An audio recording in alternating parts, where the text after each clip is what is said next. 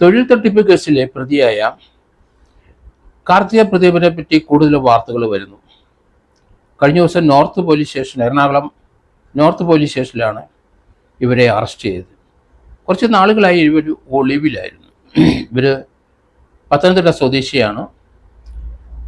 ഉക്രൈനിലെ ഇവർ MBBS ബിരുദം അവിടെ പോയി പഠിച്ചെടുത്തു എന്നാണ് പറയുന്നത്.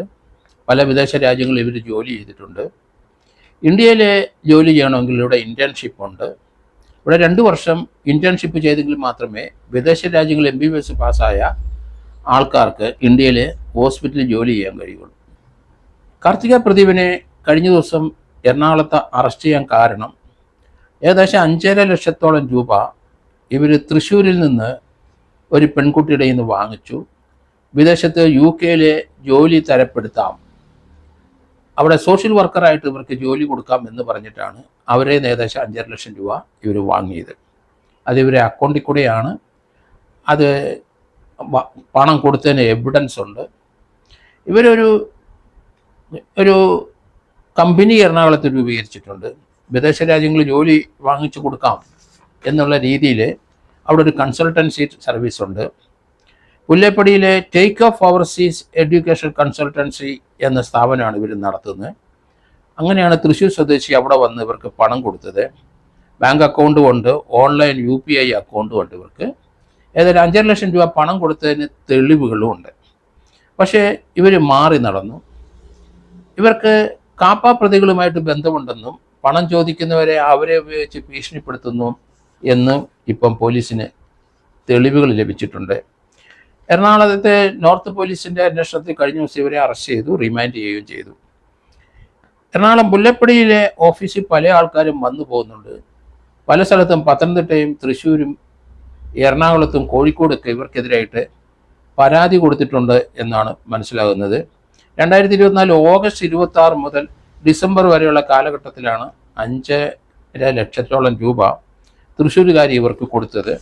അവർ ജോലി ലഭിക്കുമെന്ന പ്രതീക്ഷയിലായിരുന്നു ഇരുന്നിരുന്നത്. പക്ഷേ കാര്യം ഒട്ടും നടന്നില്ല. ഇതേ രീതിയിൽ പല ആൾക്കാരും പല സ്ഥലത്തും പല ജില്ലകളിൽ ഇവർക്കെതിരായിട്ട് കേസ് കൊടുത്തെന്ന് വരുന്നു.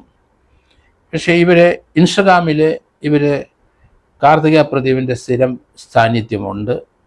ഏകദേശം 13,000-ഓളം ഫോളോവേഴ്സ് ഇവർക്കുണ്ടെന്നാണ് കാണുന്നത്.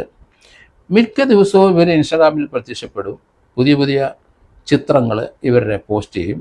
ഇവരുടെ വിശ്വാസ്യത വർദ്ധിപ്പിക്കാനാണ് ഇവർ ഇങ്ങനെയുള്ള പ്രവൃത്തികൾ ചെയ്യുന്നത്. കാർത്തികയ്ക്ക് MBBS ബിരുദം ഉണ്ടെങ്കിലും ഇന്ത്യയിലെ അവർക്ക് പ്രാക്ടീസ് ചെയ്യണമെങ്കിൽ ഇവിടെ ആ ഹൗസ് സർജൻസി ഇവിടെ ഒരു 2 വർഷം ചെയ്യണം എന്നുള്ള ആ ഒരു പ്രശ്നം ഉള്ളതുകൊണ്ട് ഇവർ ഇന്ത്യയിൽ പ്രാക്ടീസ് ചെയ്തിട്ടില്ല എന്ന് കരുതുന്നു. അതേസമയത്ത് വിദേശത്ത് അതിനൊരു ഇൻറ്റേൺഷിപ്പിൻ്റെ ആവശ്യമൊന്നുമില്ല. ഏതെങ്കിലും യൂണിവേഴ്സിറ്റി, ലോകത്തിലെ എവിടെയെങ്കിലും ഉള്ള യൂണിവേഴ്സിറ്റിയിൽ MBBS പാസ്സായിട്ടുള്ള ചൈനയിലോ ഉക്രൈനിലോ പോളണ്ടിലോ അങ്ങനെ റഷ്യയിലോ എവിടെ പോയി പാസ്സായാലും വിദേശ രാജ്യങ്ങളിലെ ആ ഡിഗ്രി മതി. അത് ഓതറൈസ്ഡ് ഡിഗ്രി ആണെങ്കിൽ തീർച്ചയായിട്ടും പ്രാക്ടീസ് ചെയ്യാം. എന്നാൽ ചില രാജ്യങ്ങളിൽ ഇവർക്ക് ഇൻറ്റേൺഷിപ്പ് കമ്പൽസറി ആക്കിയിട്ടുണ്ട്. ഇന്ത്യയിലും അതുപോലെ ഇൻറ്റേൺഷിപ്പ് വേണം. കാപ്പ കേസിൽ അവരുമായിട്ട് പല ആൾക്കാരും ഇങ്ങനെ പണം കൊടുത്തവരെ ഭീഷണിപ്പെടുത്തി എന്നുള്ള വാർത്തകളുടെ ഇപ്പോൾ നോർത്ത് പോലീസ് സ്റ്റേഷനിൽ എത്തുന്നുണ്ട്. അതുകൊണ്ട് ഇവരെ അറസ്റ്റ് ചെയ്ത് റിമാൻഡ് ചെയ്തെങ്കിലും ഇവർക്ക് ഈ പണം എത്ര പേരെന്ന് ലഭിച്ചു, എത്ര പേരെന്ന് ഇവർ വാങ്ങിച്ചു, അത് അക്കൗണ്ടിൽ കൂടെ തന്നെയാണോ എന്നുള്ള കണക്കുകളൊന്നും ഇതുവരെ പുറത്തേക്ക് വന്നിട്ടില്ല. ഏതായാലും നോർത്ത് പോലീസ് സ്റ്റേഷൻ ഇവരെ ചോദ്യം ചെയ്തു. അപ്പോൾ അതിൽ നിന്ന് കുറേ വിവരങ്ങൾ ലഭിച്ചിട്ടുണ്ട്. ഈ അറസ്റ്റ് നടന്നതോടുകൂടി പലരും ഇപ്പോൾ നോർത്ത് പോലീസ് സ്റ്റേഷനിൽ ഇവർക്കെതിരായിട്ട് പരാതിയായിട്ട് വരുന്നുണ്ട്. അത് തന്നെയുമല്ല, ഇവർ പത്തനംതിട്ടയിലും അതുപോലെ തൃശ്ശൂരും കോഴിക്കോടും കൊച്ചിയിലും കണ്ണൂർ ഉൾപ്പെടെയുള്ള സ്ഥലങ്ങളിൽ നിന്ന് ഇവർക്കെതിരായിട്ട് പരാതി വരുന്നുണ്ടെന്നാണ് ഇപ്പം മനസ്സിലാകുന്നത്.